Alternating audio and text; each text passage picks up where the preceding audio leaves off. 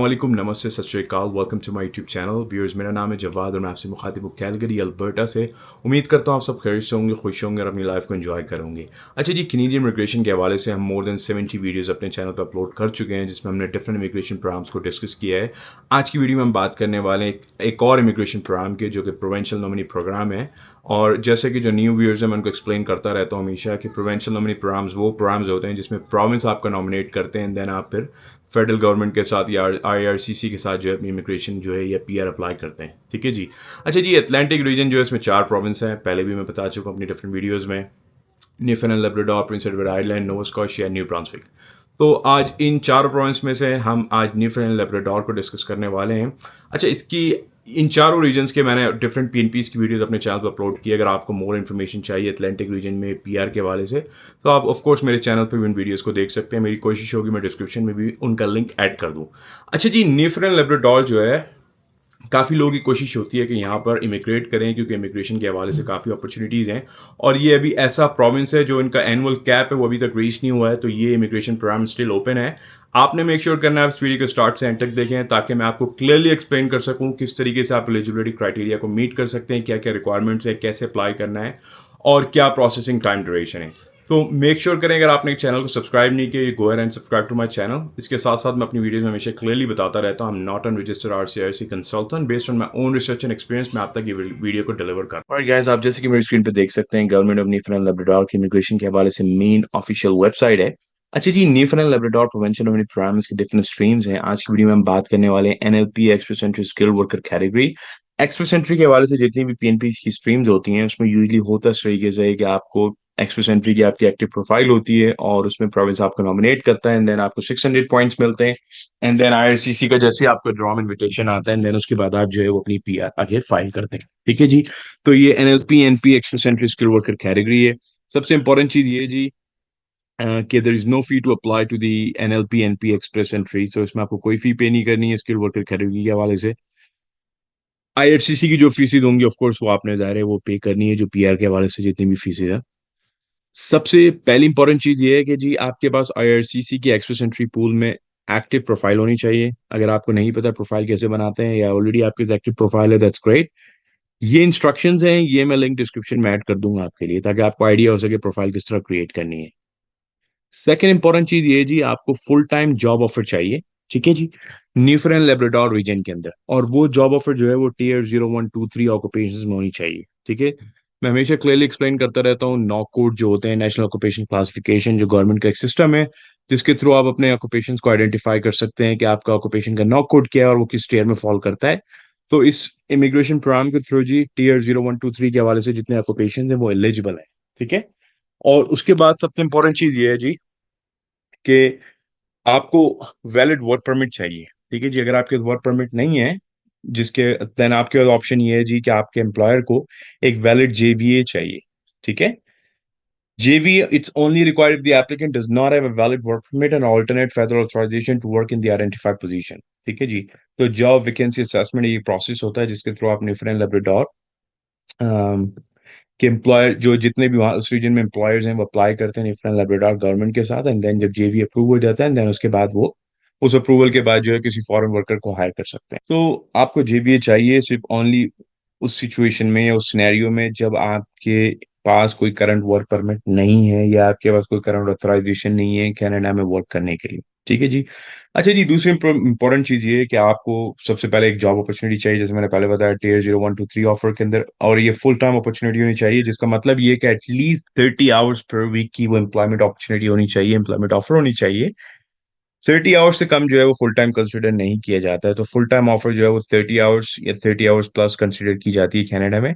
इसके साथ साथ जी जो आपकी जॉब ऑफर हो वो एटलीस्ट 1 ईयर ड्यूरेशन होना चाहिए, with a reasonable expectation of extension at the time of NLP application as verified by the employer. तो बेसिकली 1 साल की आपको जो है वो जॉब ऑफर चाहिए कम से कम। ठीक है जी। परमानेंट एम्प्लॉयमेंट का यहाँ कहीं जिक्र नहीं है, बट एटलीस्ट आपको 1 साल का कॉन्ट्रैक्ट चाहिए, 1 साल का आपके पास वो एम्प्लॉयमेंट ऑफर होनी चाहिए। ठीक है। कुछ सिनेरियोज ऐसे हैं जहां पर इन ये अगर रिक्वायरमेंट सेटिस्फाई नहीं हो रही है, कुछ सर्कमस्टेंसेस या कुछ सिचुएशन के अंदर जो है वो ये रिक्वायरमेंट जो है वो वेव हो जाती है, पर उसके लिए ऑफ कोर्स यहाँ क्राइटेरिया मेंशन्ड है और उसका लिंक भी मैं डिस्क्रिप्शन में ऐड कर दूंगा, यहाँ से आप उसको चेक कर सकते हैं। ठीक है जी। अच्छा, दूसरी इंपॉर्टेंट चीज ये है कि ऑफ कोर्स जो एलिजिबल न्यूफाउंडलैंड लेब्राडोर एम्प्लॉयर होना चाहिए। ये बड़ी इंपॉर्टेंट चीज है। Not every employer is approve, ठीक है जी। ये एम्प्लॉयर के वाले से क्राइटेरिया है, ठीक है, कि कितने टाइम से एम्प्लॉयमेंट लाइक एम्प्लॉयर जो है वो उस रीजन में ऑपरेट कर रहा है, और उसकी क्या पास्ट हिस्ट्री, ये सारी चीजें जो है यहाँ पर मेंशन्ड है, ठीक है जी। तो एम्प्लॉयर जो है वो न्यूफाउंडलैंड लेब्राडोर गवर्नमेंट से अप्रूव होना चाहिए, ठीक है। That compensate the applicant in the form of a salary, और ऑफ कोर्स कमीशन बेस्ड जो है वो एम्प्लॉयमेंट नहीं कहलाती है, वो as a self employment work होता है, या आप जो है वो एज अ कॉन्ट्रैक्टर काम कर रहे होते हैं, तो आपको यहाँ एम्प्लॉयमेंट चाहिए, तो आपकी जो सैलरी हो वो एक प्रॉपर सैलरी हो या आवरली वेज हो, ठीक है, जो कि प्रोवेंशियल एम्प्लॉयमेंट स्टैंडर्ड को मीट करे। और ऑफ कोर्स जो है वो मिनिमम वेज नहीं होना चाहिए, प्रिवेलिंग वेजेस रेट होना चाहिए, ठीक है, जो जो गवर्नमेंट की एक तय करदा रेट से, जो भी आपका ऑक्यूपेशन है उसके हवाले से, ठीक है। इसके साथ साथ जी बड़ी दूसरी इंपॉर्टेंट चीज ये है कि आपकी जो क्वालिफिकेशन ट्रेनिंग जो भी आपकी जॉब के लिए रिक्वायर्ड है, वो ऑफ कोर्स वो आपने सारी चीजें सेटिस्फाई करनी है। और ऑफ कोर्स वो सारी चीजें जो हैं वो जो नॉक कोड एम्प्लॉयमेंट रिक्वायरमेंट है, जो भी नॉक कोड के हवाले से जो पब्लिश्ड है गवर्नमेंट की जो रिक्वायरमेंट है उस ऑक्यूपेशन के हवाले से, आपने उसको सेटिस्फाई करना है, ठीक है जी। NLP Express Entry skilled worker applicant must provide documentation for all the work. So आपने जो भी IRCC Express Entry प्रोफाइल में अपना वर्क एक्सपीरियंस डिस्क्लोज किया है, वो आपने यहाँ पर क्लियरली इनको प्रूव करना है, ये दिखाना है, ठीक है। अगर आप ऑलरेडी कनाडा में रिसाइड कर रहे हैं, then you of course you need to show your valid immigration status. अगर आप कनाडा में हैं तो then you must have permit with at least 4 months remaining. तो 4 महीने की एटलीस्ट वैलिडिटी होनी चाहिए आपके वर्क परमिट में before you apply for NLP PNP application, ठीक है। Post graduate work permit holders can qualify for this category. अगर आप स्टूडेंट है, आपको PGWP जो वर्क परमिट होता है वो है आपके पास, आप इस स्ट्रीम के थ्रू क्वालिफाई कर सकते हैं, एज लॉन्ग एज आप दूसरी क्राइटेरिया को मीट करें, ठीक है ना। ऑफ कोर्स आपका इंटेंशन, जैसे मैंने पहले बताया, आपका intention and ability to settle down in Newfoundland Labrador, ये आपका इंटेंशन होना चाहिए सेटल डाउन होने का।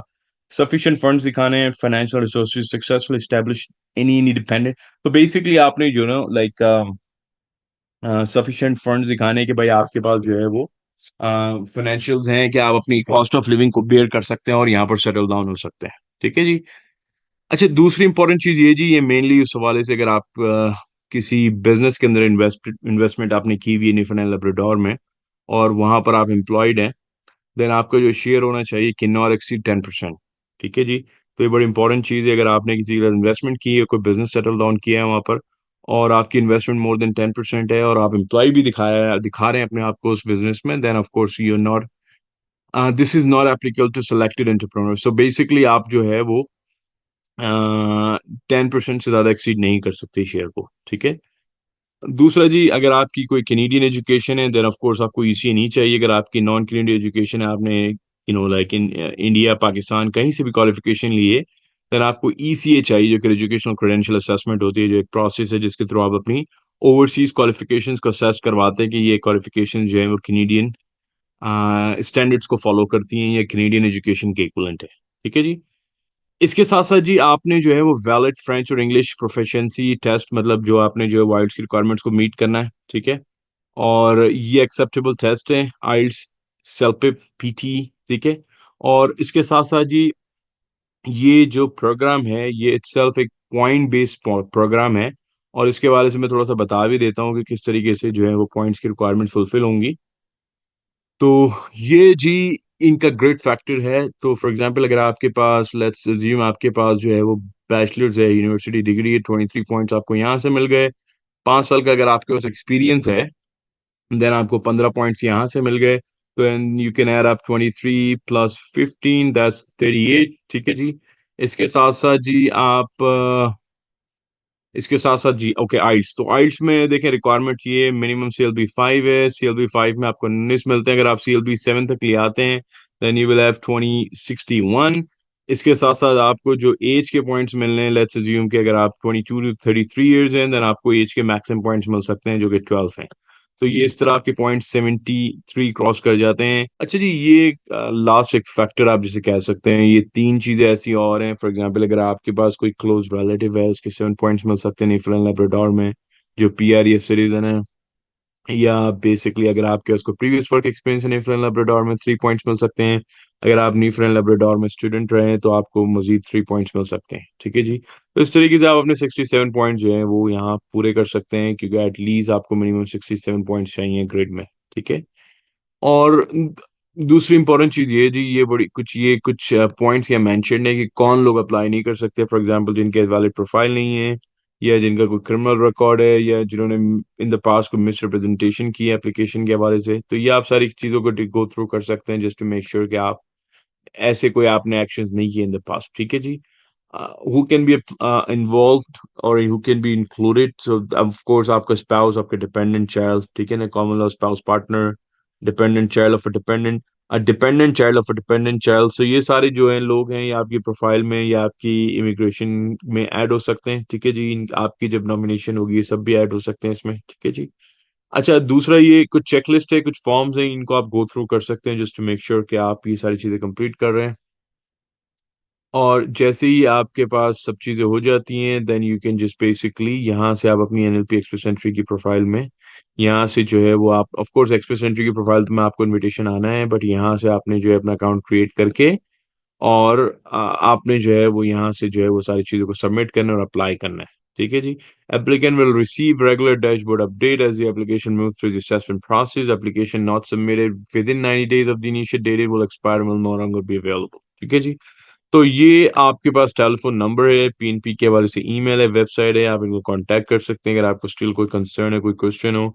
तो यहाँ क्लियरली मेंशन किया हुआ है कि इनका 25 डेज जो है वो bound receive a complete application for NLP Express Entry. OIM aims to notify the applicant of the decision within 25 business days. So 25 दिन यूजली ये कहते हैं कि इनको लगते हैं। और ये जो है वो स्टेजेस हैं एप्लीकेशन को किस तरीके से प्रोसेस होती है। इनिशियल एप्लीकेशन स्क्रीनिंग जो होती है वो पहले हफ्ते में हो जाती है। देन सेकेंड वीक में यूजली ड्यू डिलीजेंस वो चेकअप करते हैं सारी एप्लीकेशन स्क्रीनिंग के हवाले से। उसके बाद जो है जी फाइनल डिसीजन जो है वो आपको तकरीबन 21 से 25 दिन में आ जाए, तो रफली अप्रॉक्सीमेटली मंथ लग जाता है, ठीक है जी। तो जी ये सारा प्रोसेस था न्यूफाउंडलैंड लैब्राडोर पीएनपी के हवाले से। Thank you guys, well thank you very much for watching this video. उम्मीद करता हूँ आपको ये न्यूफाउंडलैंड लैब्राडोर का जो पीएनपी एक्सप्रेस एंट्री की जो स्ट्रीम है इसके हवाले से सारी चीज़ें क्लियर हो गई होंगी। अगर आपको स्टिल अभी भी कोई डाउट है, कोई कंफ्यूजन है, just leave it in the comment section for me. मेरी कोशिश होगी मैं आपको जल्द से जल्द रिस्पॉन्ड करूँ। Thank you very much for watching once again, और मुलाकात होती है आपसे नेक्स्ट वीडियो में बहुत जल्द। Thank you, take care, bye bye.